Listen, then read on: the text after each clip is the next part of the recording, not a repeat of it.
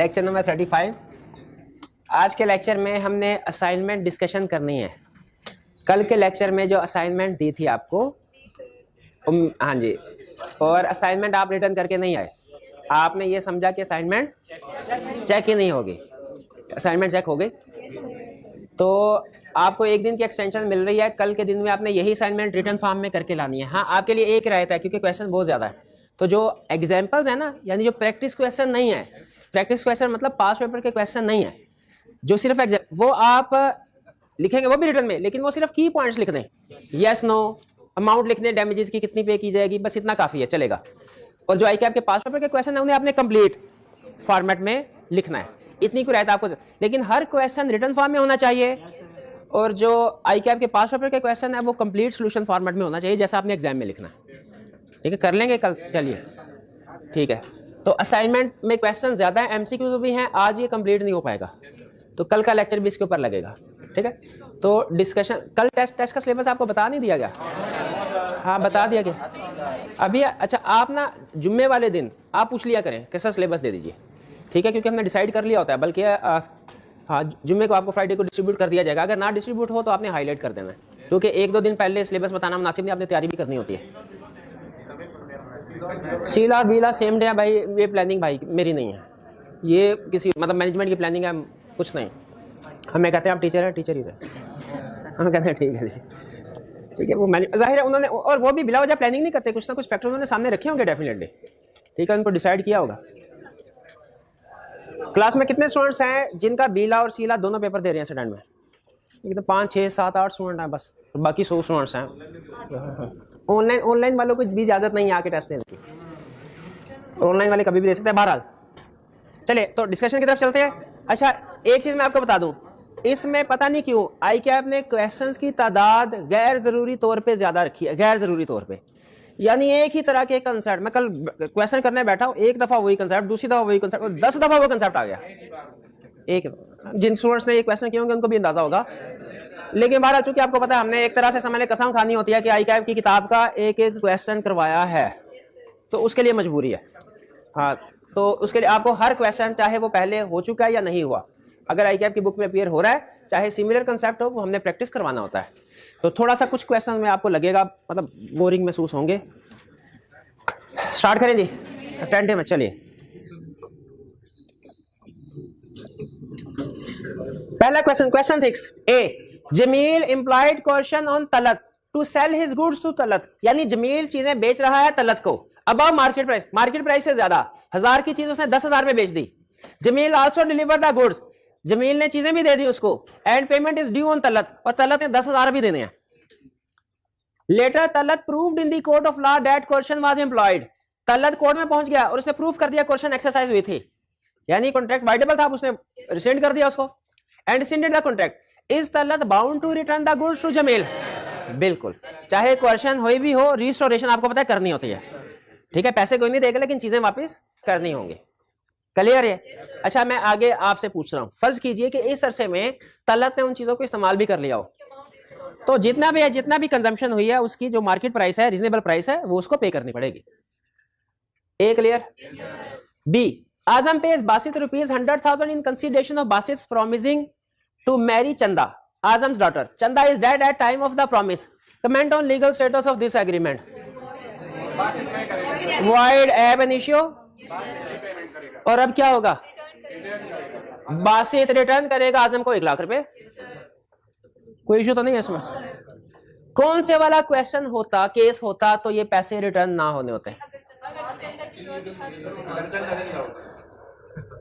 अगर wagering agreement होता, फिर रिस्टोरेशन ऑफ बेनिफिट ना, नॉर्मली वाइड एग्रीमेंट्स पे रिस्टोरेशन ऑफ बेनिफिट होते हैं,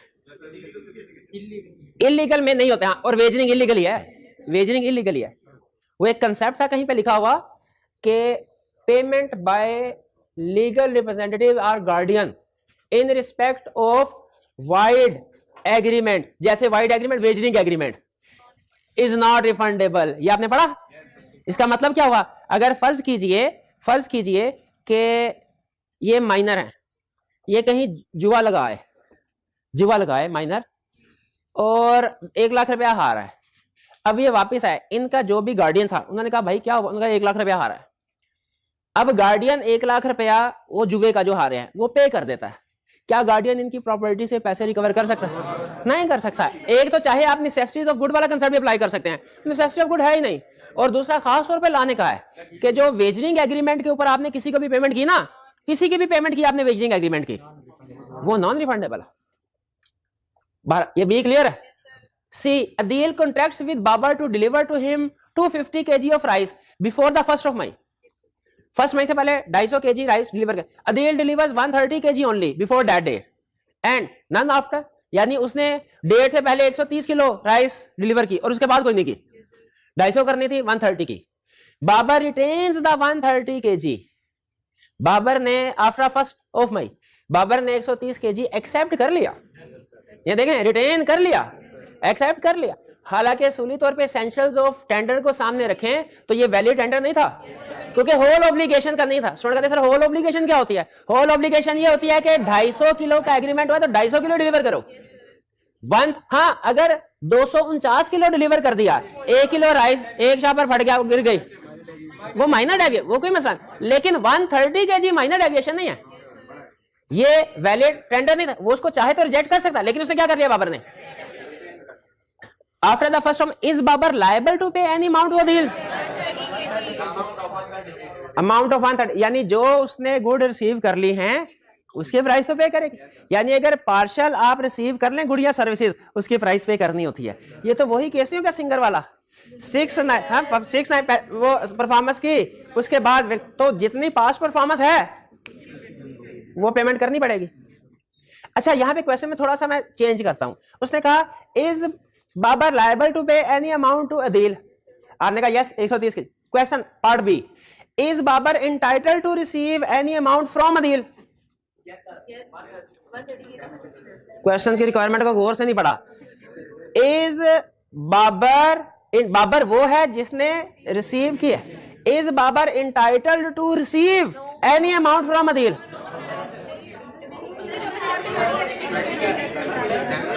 डैमेजेस क्लेम नहीं कर सकता वो।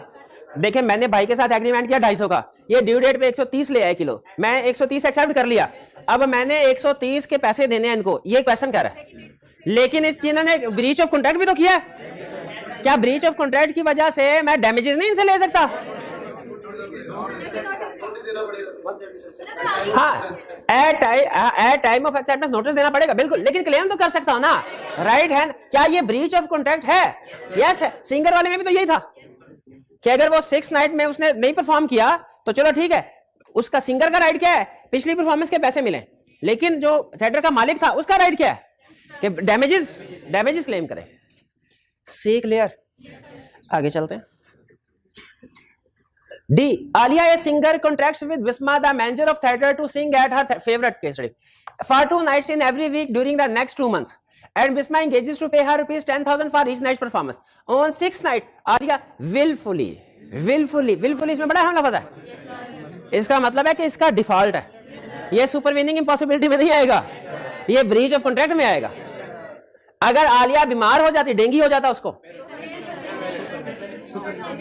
फिर वो सुपरवीनिंग इम्पॉसिबिलिटी में आ जाता, फिर डैमेजेस ना मिलते। ये विलफुली का लफ्ज मतलब समझ आया आपको? Alia willfully absents herself from the theatre and Bisma in consequences rescinds the contract. Can Alia recover any price from Bisma? Alia singer है, 6 नहीं 5 और अगर उसने क्वेश्चन में अमाउंट दिया, कैलकुलेशन भी मारने, 50,000 रुपए, क्या बिस्मा कोई रिकवर कर सकती है ब्रीच ऑफ कॉन्ट्रैक्ट की वजह से डैमेजेस? भाई समझ आई कि नहीं आई? अच्छा, सही से बताना, कितने स्टूडेंट्स को समझ नहीं आई? समझ नहीं आई? समझ आ गई सबको? आगे चलते हैं। E, Atif contracts to sing for Bilal at a concert for ₹1 million which are paid in advance. Atif is too ill to sing. पता ना मुहावरा होता है, too ill, इतना बीमार के सिंगिंग नहीं कर सकता। Can Bilal claim any compensation from Atif? पहली चीज मुझे बताइए, क्या आतिफ कोई अमाउंट रिसीव कर सकता है? कुछ परफॉर्म ही नहीं किया, ना गुड ना सर्विसेज, कुछ परफॉर्म ही नहीं किया, आतिफ तो 1 रुपया नहीं ले सकता। क्या बिलाल पैसे ले सकता है आतिफ से? कितने? एडवांस। अच्छा, ये तो हो गया जो एडवांस दिया था, क्या डैमेजेस क्लेम कर सकता है? क्यों नहीं कर सकता? उसका आतिफ का पार्ट नहीं है, डैमेजेस क्लेम नहीं होगा। हाँ, ये सुपर मीनिंग इम्पॉसिबिलिटी है। वो क्या था, वो डॉक्ट्राइन ऑफ फ्रस्ट्रेशन, इसी का नाम था ना, कि आप पर्सनल इनकैपेसिटी हो जाए। भाई आप रह गए, आप भी बोल दे डॉक्ट्राइन ऑफ फ्रस्ट्रेशन, आप भी बोल दे डॉक्ट्राइन ऑफ फ्रस्ट्रेशन। शाबाश, यही था ना कि पर्सनल इनकैपेसिटी हो जाए, पर्सनल इनकैपेसिटी हो जाए। आगे चलें, भी समझ आई ना, फिर यस करना है, वरना यस नहीं करना। मैंने अगर कोई क्वेश्चन आपने कहा ना समझ आ गई, फिर मैंने क्वेश्चन ना आया, क्या नहीं लिखा? देखिए हमारी जो क्लास डिस्कशन होती है ना, ये हमेशा सॉल्यूशन से, नॉर्मली सॉल्यूशन से ज्यादा होती है, क्योंकि मेरी भी कोशिश होती है क्वेश्चन को थोड़ा कंप्रीहेंसिव कर लूं। तो आप अपने ज़हन में रखें, अगर आपको समझ आ रही है तो ठीक है। सॉल्यूशन में वही लिखा होगा जो क्वेश्चन की रिक्वायरमेंट के मुताबिक रिक्वायर्ड चीज है, काम की बात होगी, बस टू द पॉइंट। लेकिन हमारी कोशिश होती है कि क्वेश्चन को डिफरेंट एंगल से डिस्कस करें, अगर हो सके तो। 6 है, Naveed promised to deliver food at an event organized by Adil for 80 persons for rupees 85,000. ठीक है? Just an hour before the event, Naveed informed that he would not be able to deliver food. ऐसे food deliver नहीं हो सकता।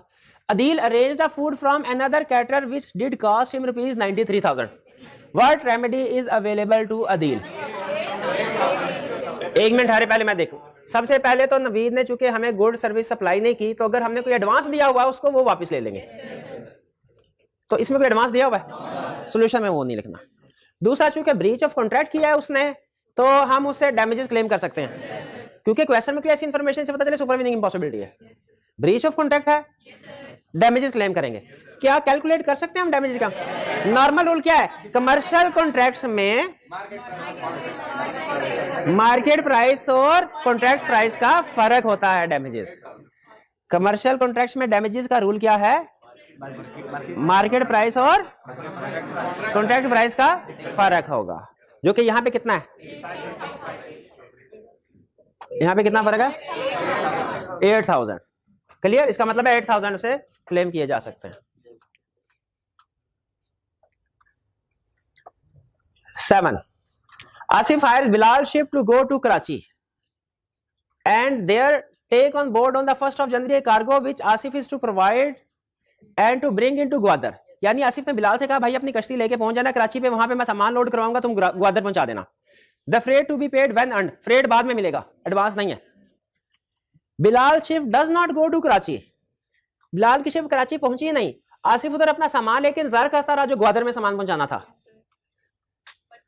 Bilal does not go to, but Asif has opportunity to of procuring suitable conveyance or the cargo upon terms as advantageous as those on which he had chartered the ship. और आसिफ उसी rate के ऊपर उसे एक दूसरी cargo मिल गई जिसके ऊपर वो सामान, उसी रेट के ऊपर। Asif avails himself of these opportunities, but is put to trouble and expenses in doing so. Is any remedy available to Asif? यानी रेट वही लगा जो उसने बिलाल को पे करना था, लेकिन उसको भागदौड़ करना पड़ी। ठीक है, भागदौड़ करना पड़ी, कोई कॉल करनी पड़ी होगी, कोई टैक्सी लेके किसी मुलाकात कर, इस पे उसका कुछ खर्चा हुआ। क्या डैमेजेस क्लेम होंगे? डैमेजेस क्लेम होंगे, बिल्कुल होंगे। अच्छा, अब यहाँ पे कॉन्ट्रैक्ट प्राइस और मार्केट प्राइस सेम है, तो इसका मतलब है कॉन्ट्रैक्ट वो उसके डैमेज 0 है, लेकिन प्लस जो एडिशनल एक्सपेंस हुआ है वो मिलेगा। क्लियर? अच्छा, यहां पे मुझे बताइए, पिछली एग्जांपल के साथ कंपेयर करते हैं इसको। इस वाली एग्जांपल में 85,000 का एग्रीमेंट हुआ था डील के साथ, और बाद में 93,000 दूसरी जगह से मंगा। अगर दूसरी जगह से भी 85,000 की ही बढ़ते तो अदील से कितने करवाते? कोई भी नहीं, क्योंकि डैमेज कोई भी नहीं है ना। आपको बताया था डैमेज का रूल होता है to compensate agreed party, defaulting party को पेनलाइज करना ऑब्जेक्टिव नहीं होता। तो अगर दूसरी जगह से भी हमें 85,000 का ही मिलते चीजें तो डैमेजेस 0 होते। हाँ, इस क्वेश्चन में हमने ये नहीं कहा कि जो उसकी एफर्ट्स भागदौड़ लगी होगी अल्टरनेट अरेंजमेंट करने में उसके पैसे क्लेम कर सकता है, इसमें नहीं कहा। क्यों नहीं कहा? क्वेश्चन में उसने बताया नहीं। इसका मतलब ये है कि कोई नहीं लगे होंगे। याद रखिए, लॉ का रूल होता है आप जब तक क्लेम नहीं करेंगे ना आपको कोई चीज नहीं मिलेगी। इसमें कंफर्म है कि कुछ ना कुछ तो, और कुछ भी ना सही ना, उसने एक कॉल तो की होगी अल्टरनेट अरेंजमेंट करवाने के लिए, उसके कोई 4-5 रुपए तो इसके लगे होंगे, लेकिन चूंकि उसने क्लेम नहीं किया उसको नहीं मिले। बात समझ आ रही? तो यहां पे भी उसी कंसेप्ट को जो नेक्स्ट क्वेश्चन में उसको इसी कंसेप्ट पे अप्लाई करके समझा रहा हूं आपको क्योंकि डैमेजेस का रूल क्या, ऑर्डिनरी डैमेजेस का रूल क्या है, मार्केट प्राइस और कॉन्ट्रैक्ट प्राइस का फर्क है।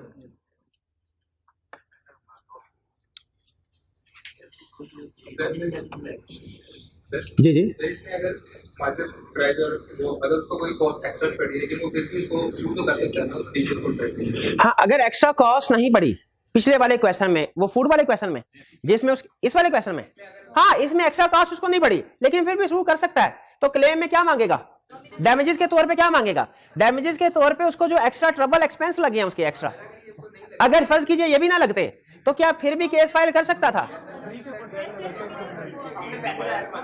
अगर अगर अगर करना चाहे तो कर सकता है, लेकिन इस सूरत में उसे पैसे कोई नहीं मिलेंगे और लॉ नॉमिनल डैमेजेस इंपोज करेगा बिलाल के ऊपर, नॉमिनल डैमेजेस, क्योंकि नुकसान नहीं हुआ ना पार्टी को। देखिए क्या पॉसिबल है कि ब्रीच ऑफ कॉन्ट्रैक्ट हो लेकिन नुकसान ना हो, पॉसिबल है ना, पॉसिबल। ये देखिए ये इसकी एग्जांपल है, अगर उसने एक्स्ट्रा एक्सपेंसेस ना के होते लगे तो इसकी एग्जांपल थी। पॉसिबल है कि ब्रीच ऑफ कॉन्ट्रैक्ट हो लेकिन पार्टी को नुकसान, क्योंकि अल्टरनेट अरेंजमेंट पॉसिबल थी। इस सूरत में नॉर्मली केस फाइल नहीं किए जाते, अगर करें भी तो आपको पैसे कोई नहीं मिलते, सिर्फ 10, 15, 20, 50 रुपए ज्यादा से ज्यादा बस। हाँ बिल्कुल, ब्रीच ऑफ कॉन्ट्रैक्ट में सू कर सकता है, और लेकिन जो कंपनसेशन पेबल होगी वो डिपेंड करेगा नुकसान हुआ कि नहीं हुआ। नुकसान हुआ है तो कंपनसेशन या डैमेजेस पेबल होंगे, नुकसान नहीं हुआ तो नहीं पे होगा।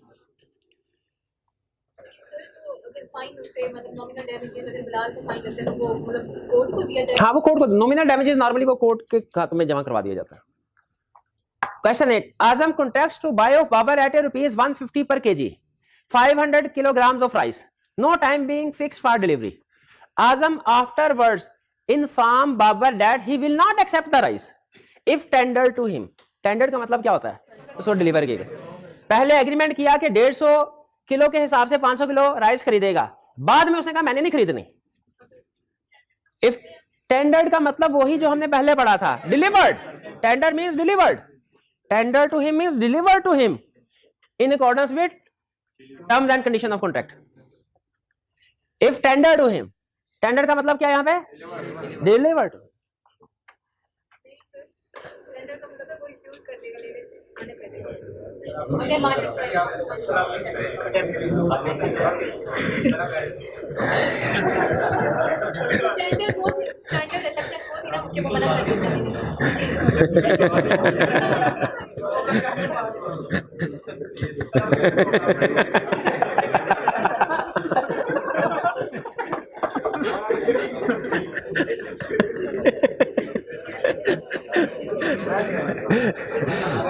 अल्लाह सब्र करने वालों के साथ है।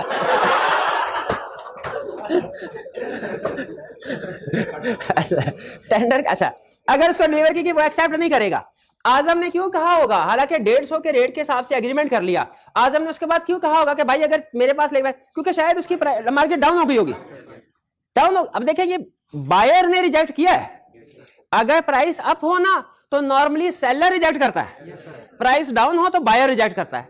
बायर ने यहां पे reject price, the market price being drop to ₹130 per kg on this day, क्योंकि प्राइस कम हो गई थी 130। उसने कहा भाई तुमसे कॉन्ट्रैक्ट वाली खरीदूं, मैं मार्केट से 130 के हिसाब से खरीद लेता हूं। Is any remedy available to Babar, क्या बाबर के पास कोई रेमेडी अवेलेबल है, बाबर के पास क्या रेमेडी अवेलेबल है, डैमेजेस नहीं ले सकता, बाबर सेलर है, डैमेजेस कैसे कैलकुलेट होंगे, कैलकुलेशन कर सकते, मार्केट प्राइस और कॉन्ट्रैक्ट का डिफरेंस, मार्केट प्राइस जो क्या होगा 150 माइनस 130 20 और मल्टीप्लाई करना 500 के साथ 10,000। शाबाश, क्लियर हो गई है जी। अच्छा चलिए question 9, Aliya contracts to buy Bisma ship for ₹6 billion but breaks her promise. The price which Bisma could obtain at the time of breach of promise was ₹5.8 billion. Alia ने कहा मैं 6 बिलियन की शिप खरीदूंगी, लेकिन बाद में उसने ड्यू डेट में इनकार कर दिया, ड्यू डेट पे प्राइस की जो शिप की मार्केट वैल्यू 5.8 थी। Is any remedy available to Babar, अच्छा बाबर नहीं बिस्मा करना, बिस्मा कर लें इसको, हाँ जी। Is any remedy available to Bisma, क्या 0.2 मिलियन की कंपनसेशन क्लेम करते हैं, billion billion billion billion 0.2 billion की कंपनसेशन, क्योंकि मार्केट प्राइस और कॉन्ट्रैक्ट प्राइस का फर्क, ये क्लियर हो गया। क्योंकि अब असल में बिस्मा को क्या करना पड़ेगा, अपनी शिप 5.8 बिलियन की बेचनी पड़ेगी, हालांकि वो 6 बिलियन का एग्रीमेंट हुआ था, तो उसे 0.2 बिलियन का नुकसान हुआ। ये भी वही कंसेप्ट के मार्केट प्राइस और कॉन्ट्रैक्ट प्राइस का फर्क। Next, Arsalan the owner of boat, अच्छा ये फिर वही शिप वाली कहानी है। Arsalan owner of boat contracts with Burhan to take a cargo of yarn to Gwadar for sale at Gwadar starting on a specified date. तो एग्रीमेंट ये हुआ कि जो बोट का मालिक है वो सामान उठाएगा बुरहान से, कराची से, और पहुंचाएगा ग्वादर, और एक उधर ग्वादर को एक स्पेसिफिक डेट एग्जीबिशन वगैरह लग रही होगी, उधर बेचना है। The boat owing to some avoidable cause, avoidable cause, unavoidable cause नहीं कहा, अच्छा अनअवॉइडेबल कॉज कहता तो शायद फिर हम सुपरवीनिंग इम्पॉसिबिलिटी की तरफ जाते हैं। Avoidable cause does not start at time point, हो सकता है उधर समंदर में सुनामी आ जाता, उस सूरत में फिर अनअवॉइडेबल कॉज हो, वो सुपरवीनिंग इम्पॉसिबिलिटी हो जाती। लेकिन यहाँ पे अवॉइडेबल का लफ्ज उसने क्यों लिखा, हमें बताने के लिए कि ब्रीच ऑफ कॉन्ट्रैक्ट है, सुपरवीनिंग इम्पॉसिबिलिटी नहीं है। Does not start at the time appointed whereby the arrival of the cargo at Gwadar is delayed beyond the time when it would have arrived if the boat had sailed according to the contract. वो कश्ती late पहुंची। After that date and before the arrival of the cargo, the price of yarn falls. जहां उसने 20 तारीख को पहुंचना था वो 30 तारीख को बोट पहुंची, 30 तारीख तक प्राइस कम हो गई क्योंकि कस्टमर कम हो गए होंगे उस मार्केट में। Is any remedy available to Burhan if price which Burhan could have obtained for the cargo at Gwadar at the time when it would have arrived is rupees 6 million and the price when it actually arrived is rupees 5 million? उसे कितने का नुकसान हुआ? वही लंबी चौड़ी कहानी, वही पिछले कहानी वाला कंसेप्ट, क्वेश्चन वाला कंसेप्ट है कि ब्रीच ऑफ कॉन्ट्रैक्ट हुआ है तो ऑर्डिनरी डैमेजेस का रूल क्या है, मार्केट प्राइस कॉन्ट्रैक्ट प्राइस का फर्क। क्लियर हो गया ये? चलिए, Akram contracts to repair Kamran's house in a certain manner and receives payment in advance. Akmal repairs the house but not according to the contract. Is any remedy available to Kamran? क्या remedy available है?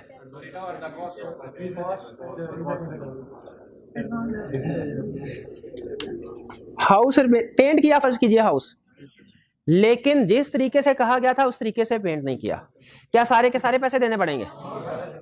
Law कहते हैं इसको, law नाम देता है contract badly performed, perform किए हैं लेकिन ये दो टर्म्स हैं, पहले वो टर्म्स के साथ हमें समझाता था, टर्म्स के साथ नहीं समझाता। दो टर्म्स थी, एक थी कॉन्ट्रैक्ट पार्शली परफॉर्म्ड और एक थी contract badly performed. Contract partially performed का रूल ये था कि जितना कॉन्ट्रैक्ट परफॉर्म हो गया उसके पैसे लिए दिए जाएंगे और जिस पार्टी ने ब्रीच किया वो डैमेजेस पे करेगी। कॉन्ट्रैक्ट बैडली परफॉर्म का रूल ये था कि उस कॉन्ट्रैक्ट को फिर करेक्टली परफॉर्म करवाया जाएगा किसी दूसरे से, और करेक्टली परफॉर्म करवाने के ऊपर जितने एक्स्ट्रा खर्चे हुए हैं वो डिफॉल्टिंग पार्टी पे करेगी। तो यहां पे हम क्या करेंगे, हम उस घर को रिपेयर करवाएंगे according to terms and condition, और फिर उसके ऊपर जो एडिशनल खर्चा लगा होगा वो रिकवर करवाएंगे कामरान, सॉरी अकमल से, क्योंकि उसने घर को सही तरीके से रिपेयर नहीं किया।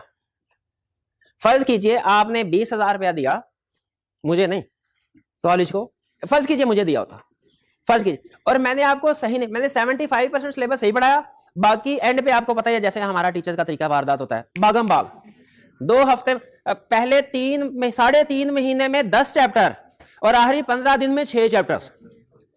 तो फर्ज कीजिए 25% सिलेबस ठीक नहीं करवाया, अब आप क्या कहेंगे कि सारे पैसे वापस दें? नहीं, क्या करें, बल्कि अब क्या होगा, अब आप किसी दूसरे टीचर के पास जाएंगे, उनसे 25% सिलेबस पढ़ेंगे, उसकी जितनी फीस आपने उनको अदा की वो मेरे से आप वापस लेंगे। ये बात समझ आ रही है? ये है कॉन्ट्रैक्ट बैडली परफॉर्म का रूल। वैसे ये इलस्ट्रेशन हमारे नहीं होनी चाहिए थी क्योंकि वो रेलिवेंट कंसेप्ट नहीं है उसने बताया, लेकिन बहरहाल समझ आ गई बात आपको। कॉन्ट्रैक्ट पार्शली परफॉर्म और कॉन्ट्रैक्ट बैडली परफॉर्म फर्क समझ आ गया? वो जो सिंगर वाला था 6 नाइट्स वाला, वो क्या था? Partially perform, partially perform. Question 12. Ajmal contracts to let his shop to Saeed for a year from the 1st of January for a certain price rupees 28 million. अच्छा मुझे एक चीज बताइए, कैसे पूछूं आपसे कि मैंने भाईजान से ये कहा क्या मैंने कुछ सामान इंपोर्ट किया है, इलेक्ट्रॉनिक्स का सामान है, और वो फिलहाल एक गोदाम है कच्चा, उसमें बारिश हुई ना तो पानी आ जाएगा, तुम ऐसा कर उसको पक्का कर दो। इसने कहा ठीक है, एग्रीमेंट हुआ 5 तारीख को ये आके उसको पक्का कर देगा।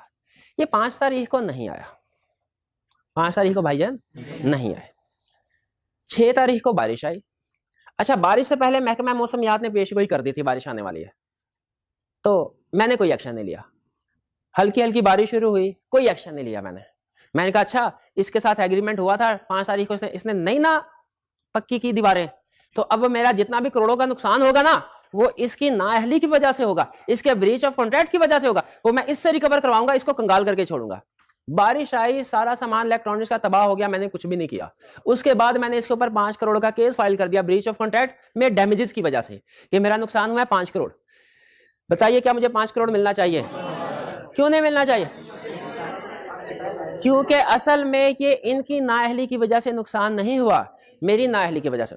इसलिए लॉ ये कहता है जब कभी ब्रीच ऑफ कॉन्ट्रैक्ट हो ना और आपके पास कोई अल्टरनेट ऑप्शन है तो हमारा फर्ज है कि नुकसान को मिनिमाइज करने की कोशिश करें, उस अल्टरनेट ऑप्शन की तरफ जाएं।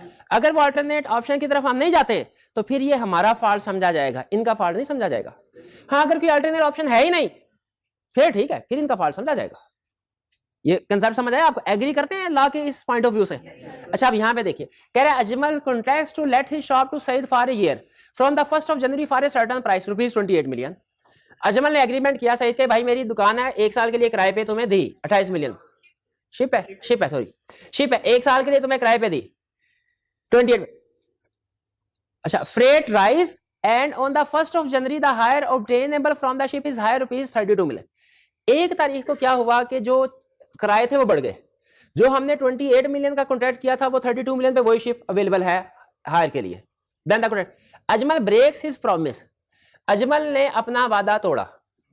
अजमल ने क्या कहा था, आपको शिप रेंट पे दूंगा 1 साल के लिए, 1 साल का किराया तय हुआ था 28 मिलियन, लेकिन जब ड्यू डेट आई, एक वो भाईजान वो शिप लेने के लिए आए, हमने कहा किराए बढ़ गए हैं 32 मिलियन, अब 32 मिलियन का एग्रीमेंट करना है तो करो, वरना हम क्या रेमेडी अवेलेबल है सईद के पास? बिल्कुल, क्या रेमेडी अवेलेबल? अच्छा, अगर स्पेसिफिक इक्विटेबल रेमेडीज की तरफ जाता तो ये स्पेसिफिक परफॉर्मेंस का केस होता कि इंजंक्शन का? वो भी ऑप्शन थे, स्पेसिफिक परफॉर्मेंस में फिर बोर्ड उसको देनी पड़ती, जबरदस्ती कोड निकलवाता। लेकिन अगर वो डैमेजेस का केस करे 4 मिलियन, कॉन्ट्रैक्ट प्राइस और मार्केट प्राइस का फर्क, वही कंसेप्ट। आगे चलते हैं। Adil contracts to supply Jazib with a 1000 kilogram of iron at ₹20 per kg above the price at which Adil could procure and deliver the iron. Jazib wrongfully refuses to receive the iron. Is any remedy available to Kashif? ये क्या? ये कहना क्या चाह रहा है? दोबारा पढ़ो। अदील ने जाजिब से कॉन्ट्रैक्ट किया कि अदील सप्लाई करेगा उसे आयरन इस रेट और क्वांटिटी पे। अदील प्रिक्योर कर सकता था, अच्छा 20 रुपए ज्यादा, जिस पे यानी इसका मतलब है इस एग्रीमेंट में अदील को प्रॉफिट था 20 रुपए के हिसाब से, यानी अदील ने 500 रुपए पर केजी खरीद के 520 के हिसाब से बेचना था। ठीक है, जाजिब ने क्या किया, रॉन्गफुल, उसने कहा मैंने नहीं रिसीव करनी है। क्या कोई रेमेडी अवेलेबल है अदील के पास? क्या रहे, इसको काशिफ की बजाय अदील कर लें। जाजिब पे करेगा 20,000, शाबाश, जो उसको नुकसान हुआ, जो मार्केट प्राइस और कॉन्ट्रैक्ट प्राइस का फर्क है। इसका मतलब यह हुआ, इससे एक चीज हमें पता चली कि जो मार्केट प्राइस और कॉन्ट्रैक्ट प्राइस का रूल है ना, ये बायर के लिए भी है, सेलर के लिए भी है। बायर अगर खरीदने से इनकार करे तो भी यही रूल लगेगा, सेलर बेचने से इनकार करे तो भी यही रूल लगेगा। जी जी, रॉन्ग बगैर किसी वजह के उसने रिसीव करने से इनकार कर दिया, यानी एसेंशियल। जी जी बिल्कुल, रॉन्गफुली का मतलब बगैर किसी वैलिड रीजन के, यानी इसे ये बताना चाह रहा है, इस लफ्ज ये बताना चाह रहा है कि टेंडर वैलिड था लेकिन उसने इनकार किया, तो इसका कसूर है, जाजिब का कसूर है। बिल्कुल, हाँ बिल्कुल जी, नहीं ये उसको डायरेक्ट नुकसान हुआ है, मार्केट प्राइस का है। ये सिंपल रूल है, मार्केट प्राइस और कॉन्ट्रैक्ट प्राइस के डिफरेंस का रूल। आपने मेरे से एग्रीमेंट किया कि एक चीज मैंने आपको 500 रुपए में सप्लाई करनी है, मैंने वो चीज 450 में खरीद सकता था, आपने एग्रीमेंट जो है कर दिया। अब मैं केस फाइल करूंगा डैमेजेस का, लाख मुझसे पूछेगा बताओ कितने डैमेजेस, तो मैं कहूंगा मेरा कितना नुकसान हुआ है, 50 रुपए का, क्योंकि मैं 450 की खरीद के 500 की आपको बेचनी थी, तो मेरा प्रॉफिट कितना था, 50। तो ये एक तरह से कॉन्ट्रैक्ट प्राइस और मार्केट प्राइस का ही फर्क है, लेकिन बायर के पॉइंट ऑफ व्यू से, बायर के पॉइंट ऑफ व्यू से। 14. Adil sells certain merchandise to Sajid, warranting it to be of a particular quality, and Sajid, in reliance upon this warranty, sells it to Habib with a similar warranty. ये वही case के made in Japan कहा, आबिद ने साजिद को कहा made in Japan है, साजिद ने आगे हबीब को कहा मेड इन जापान है। Goods prove to be not according to warranty, goods निकली made in China, and Sajid becomes liable to pay a sum of money by way of compensation. और साजिद को पैसे अदा करने पर, हबीब ने तो साजिद से रिकवर करवाने थे ना, हबीब साजिद को जानता है, हबीब को तो जानता ही नहीं है। Is there any remedy available to Sajid? क्या रेमेडी अवेलेबल है? वो जो डैमेजेस पे किए हैं साजिद ने हबीब को, वो आबिद से रिकवर करवाएगा, रिकवर करवाएगा। अच्छा, यहाँ पे एक छोटा सा कंसेप्ट, यहाँ पे उसने ये नहीं हमें बताया कि क्या हबीब ने चीजें भी साजिद को वापस कर दी हैं कहने की, ये नहीं बताया। इसका मतलब नहीं की होंगी। अगर क्वेश्चन में ये कहता कि हबीब ने चीजें साजिद को वापस भी कर दी हैं, डैमेजेस भी क्लेम कर लिए, चीजें भी वापस कर दी, इस सूरत में साजिद आबिद से 2 अमाउंट रिकवर करवा सकता था। पहली अमाउंट जो कंपनसेशन उसने हबीब को पे की है, और दूसरी अमाउंट कौन सी होती, जो कॉन्ट्रैक्ट के ऊपर उसका प्रॉफिट था, जो चीजें वापस होने की वजह से अब उसको नहीं मिला, वो भी तो इस ब्रीच की वजह से है ना, ब्रीच की वजह से। जी जी,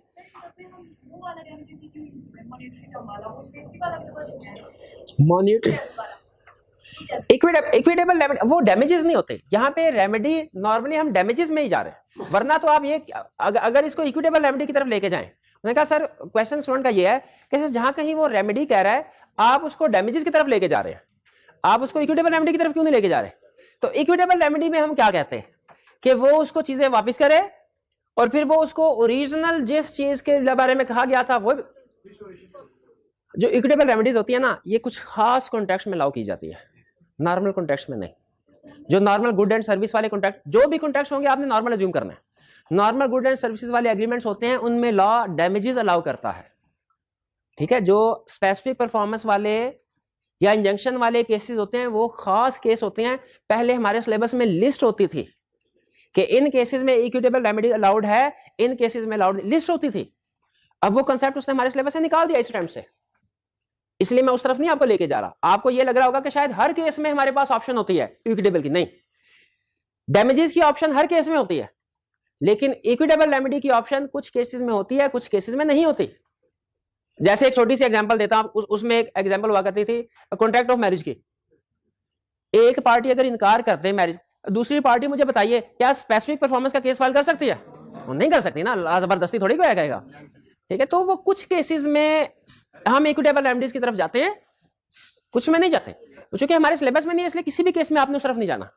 आपने अज्यूम यही करना है कि जब कभी रेमेडी की बात कर रहा है, डैमेजेस की बात कर रहा है, और डैमेजेस में आपको ऑर्डिनरी तो आपने नोट किया, मैंने किसी भी केस में स्पेशल डैमेजेस की बात नहीं की अभी तक। क्यों नहीं की भला? तो क्वेश्चन में उसने इंफॉर्मेशन नहीं दी, इंफॉर्मेशन नहीं दी। जी जी,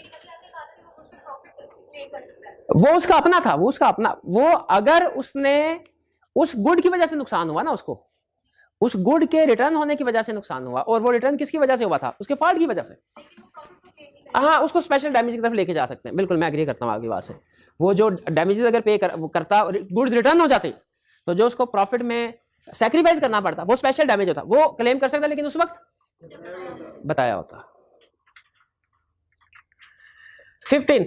Amjad contracts to deliver 5,000 kg of rice to Tanveer on the 1st of January at ₹100 per kg. Tanveer afterwards, before the 1st of January, contracts to sell the rice to Rizwan at a price ₹125 per kg, यानी higher than market 120 on the 1st of January। यानी agreement क्या हुआ कि bye कौन? Tanveer bye करेगा, Tanveer bye 100 के हिसाब से, और तनवीर क्या करता है फिर आगे एग्रीमेंट कर लेता है रिजवान से कि वो 125 के हिसाब से बेचेगा, मार्केट प्राइस उस वक्त क्या है 120। अब सिचुएशन जो मुझे समझ आ रही है वो ये, 1 तारीख को एग्रीमेंट हुआ कि 100 रुपए के लिहाज से 5000 kg डिलीवर किया जाएगा। जिस दिन गुड डिलीवर करनी थी उस दिन रेट पहुंचा 120 के ऊपर, और डिलीवर करना उसने आगे एक और कॉन्ट्रैक्ट किया 125 का। भाई बात समझ आ रही है? नहीं भाई को नहीं समझ आ रही।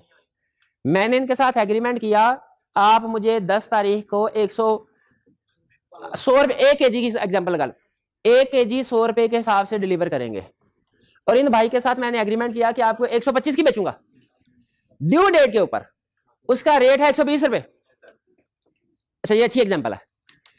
अब ड्यू डेट के ऊपर इन्होंने ब्रीच कर दिया। अब जब ब्रेक्स इज प्रॉमिस, क्या मेरे पास कोई रेमेडी है? कॉन्ट्रैक्ट प्राइस और मार्केट प्राइस का फर्क जो क्या है 20 रुपए। 20 रुपए मैं इनसे रिकवर करवा सकता हूं। नहीं, मैं ऊपर वाला जो 5 मैं 25 रुपए नहीं एक रिकवर करा, मार्केट प्राइस। हाँ, ये मेरा ऊपर का प्रॉफिट था जो मैंने किसी दूसरी पार्टी के साथ एग्रीमेंट किया था, ये रिकवर नहीं करवा सकता मैं, लेकिन एक सूरत में रिकवर करवा सकता हूं। अगर एट टाइम ऑफ कॉन्ट्रैक्ट मैंने बताया होता अमजद को कि भाई आप जो चीजें लेके आ रहे हैं मैंने आगे 125 की डिलीवर करनी है, या एक बंदे को मैंने डिलीवर करनी है, उसमें मुझे 5 रुपए का प्रॉफिट होगा, अगर ये बताया होता फिर। ये है स्पेशल डैमेज। ऊपर का 5 रुपए जो है ना, जो सब्सिक्वेंट प्रॉफिट है, ये लेवल 2 वाला है, ये लेवल 2 वाला प्रॉफिट है।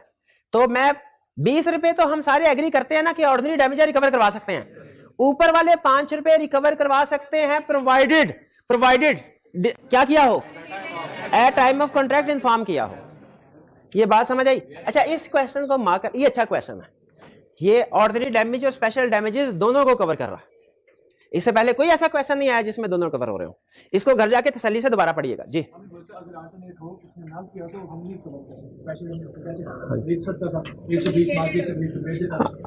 अगर फर्ज कीजिए, इनका क्वेश्चन नहीं है, इनका क्वेश्चन ये है सर इसके पास इसने 120 रुपए के मार्केट से खरीद के उसको 125 के क्यों ना बेच दिए।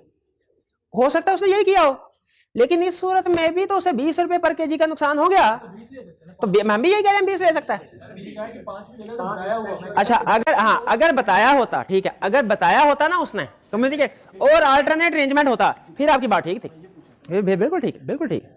इनका क्वेश्चन ये तो मैंने समझाने के लिए आपको बताया ना, स्पेशल डैमेज को भी ऐड कर लिया। इनका भाई का क्वेश्चन क्या है, इन्होंने ये कहा सर फर्स्ट कीजिए एट टाइम ऑफ कॉन्ट्रैक्ट अगर बताया भी होता मैं 125 में बेचना है, लेकिन ड्यू डेट के ऊपर वो डिलीवर ना करता, फिर भी हम 120 ही रिकवर करवा सकते थे, 20 रुपए डैमेजेस के तौर पर रिकवर करवा सकते थे, ऊपर वाले 5 फिर भी रिकवर नहीं करवा सकते। इनका क्या है, इसलिए कि सर हमारे पास अल्टरनेट ऑप्शन मौजूद थी, हम मार्केट से 120 की चीज खरीद के 125 की उसको बेच सकते थे, तो बिल्कुल ठीक है, उस सूरत में हमारा नुकसान ना होता, फिर हम रिकवर ना करवाते। क्लियर हुआ ये? तो इसका मतलब है एक कंसेप्ट हमारा बिल्ड हुआ इस क्वेश्चन से ऑर्डिनरी डैमेजेस का, एक स्पेशल डैमेजेस का, और एक ये कि अगर अल्टरनेट अरेंजमेंट हो जिनसे नुकसान को कम किया जा सकता है तो फिर हमने अवेल करना है उनको। लॉ ये कहता है कि एग्रीड पार्टी को चाहिए लॉस को मिनिमाइज करने की कोशिश करे, लॉस को मिनिमाइज करने की कोशिश करे। वो एक पुराने सिलेबस के मुताबिक एग्जांपल होती थी, इसके ऊपर अच्छी एग्जांपल होते थे कि हम डाइवो के ऊपर बैठे, हमने कहा कि हमने जाना है मरी,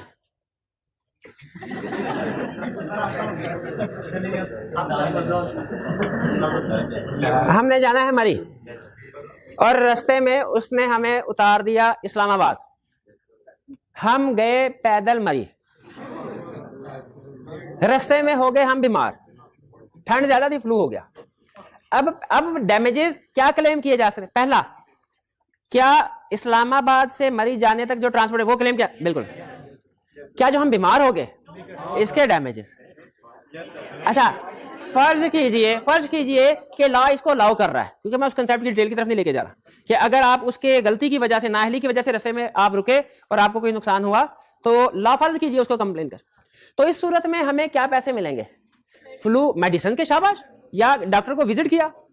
अब डॉक्टर जो है ट्रीटमेंट कराने के जो हॉस्पिटल होते हैं वो ऐसे भी होते हैं जो 100 रुपए में चेक करके आपको मेडिसिन भी दे देते हैं, और ऐसे भी होते हैं जो 2500 सिर्फ चेक करने के ले लेते हैं। अगर हम जिंदगी में कभी ऐसे क्लिनिक डॉक्टर के पास ना गए हो, लेकिन अब हमें पता है कि डैमेजेस क्लेम हो जाएंगे और हम बड़े बड़े डॉक्टर के पास चले जाए, 10,000 का बिल बना के ले आए, क्या अमाउंट पे की जाएगी? खुद बताइए, क्या 10,000 पे होनी चाहिए हमें या वो 200 पे? क्यों? क्योंकि हमारी एफर्ट यही होनी चाहिए कि लॉस को मिनिमाइज करना है। जानबूझ के अगर लॉस को बढ़ाए तो लॉ उसको अलाउ नहीं करता।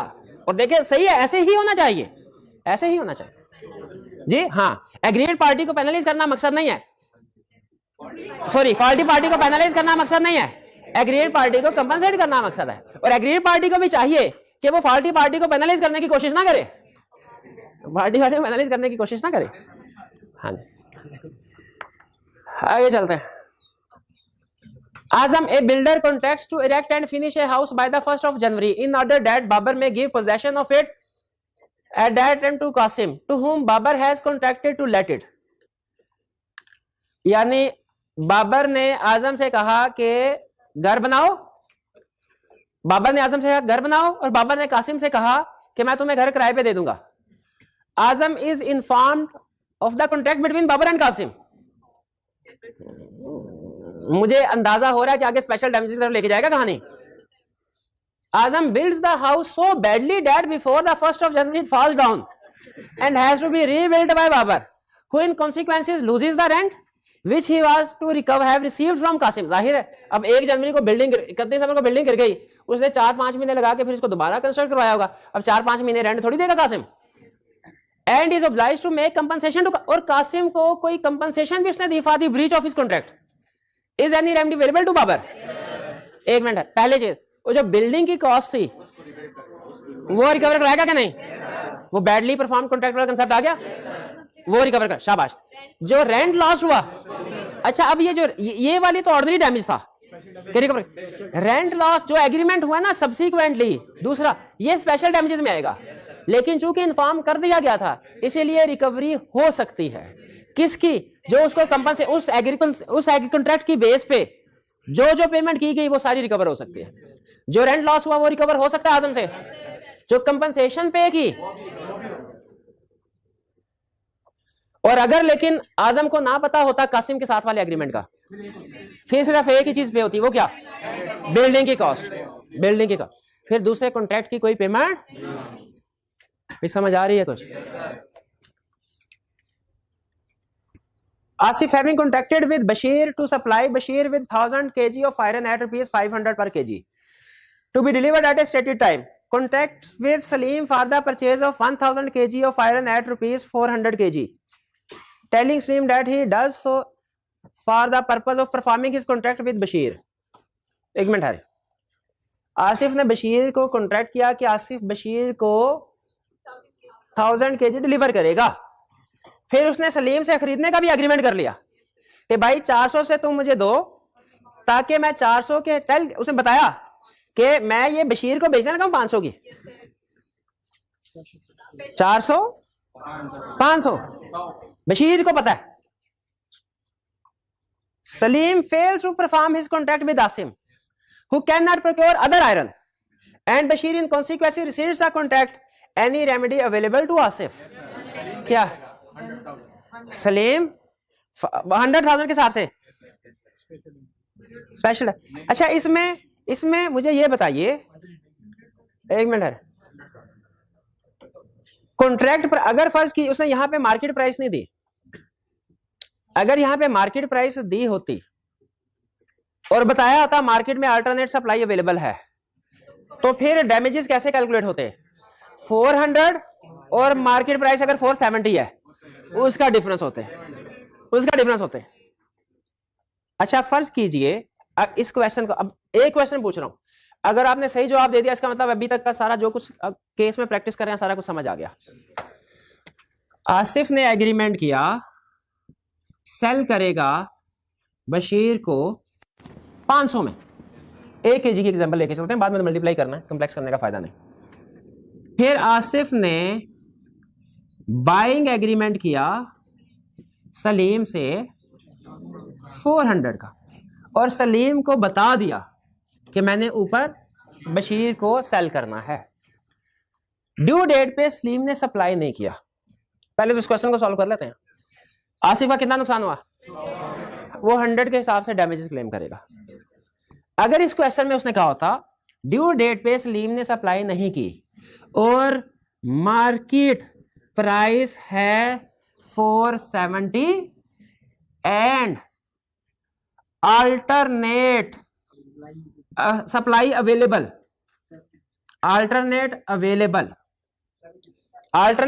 है और अल्टरनेट की प्राइस 470 है, कितना क्लेम कर सकता है? 470।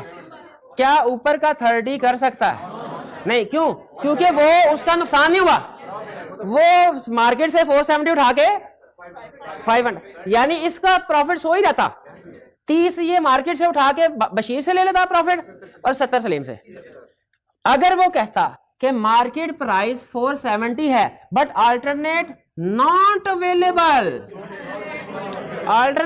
अवेलेबल, अब सलीम से कितने डैमेज लिए जाए?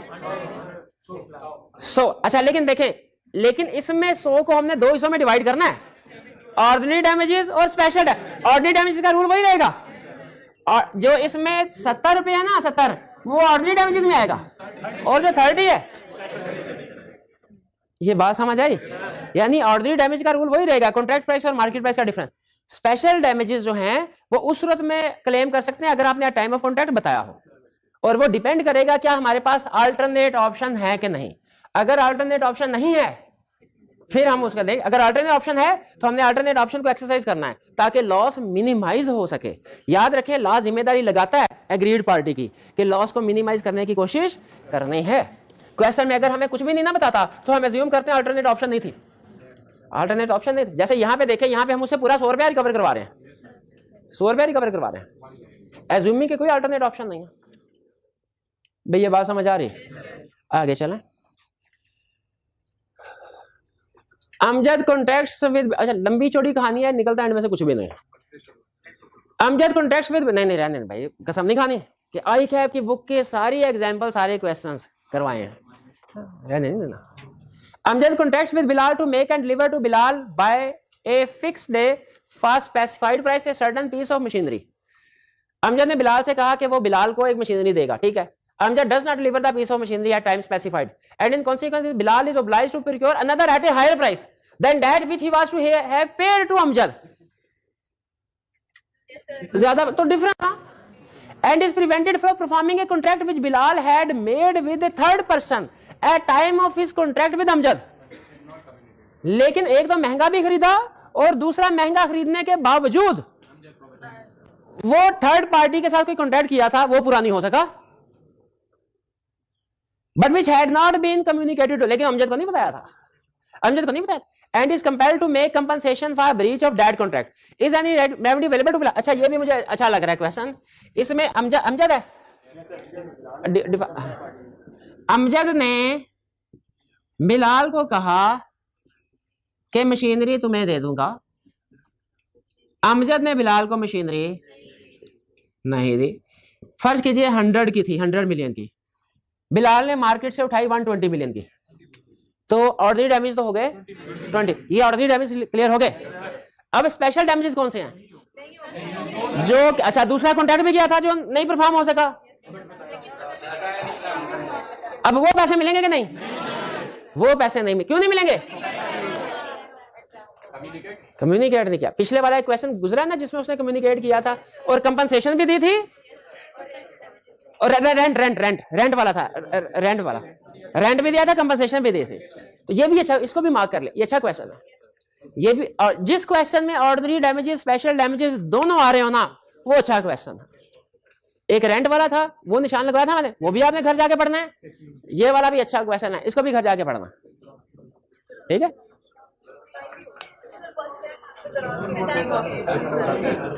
आपकी क्लास है इसके बाद 2 बजे?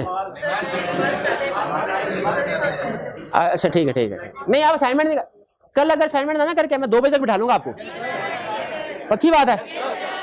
चलिए ये याद रखिएगा, क्वेश्चन नंबर 18 तक। चलिए आज का लेक्चर यहाँ पे खत्म करते हैं हम। अल्लाह हाफिज।